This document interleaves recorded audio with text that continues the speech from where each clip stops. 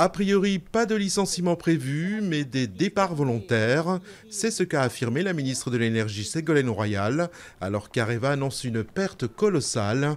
Par ailleurs, la refonte du partenariat entre le spécialiste du nucléaire et EDF n'est plus tabou. Un rapprochement, y compris capitalistique, n'est pas exclu.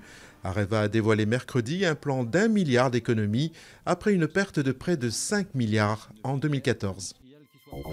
Le gouvernement décide de prolonger les niveaux actuels du plan Vigipirate. Une prolongation annoncée jusqu'au 10 avril, mais qui pourrait être de plusieurs mois selon certaines sources. Depuis les attentats de janvier dernier, 10 500 militaires protègent 836 sensibles en France. Un sans-papier est devenu meilleur apprenti de France, c'est l'histoire d'Armando Curri, un jeune Albanais de 19 ans qui a reçu mercredi au Sénat la médaille de meilleur apprenti menuisier de France.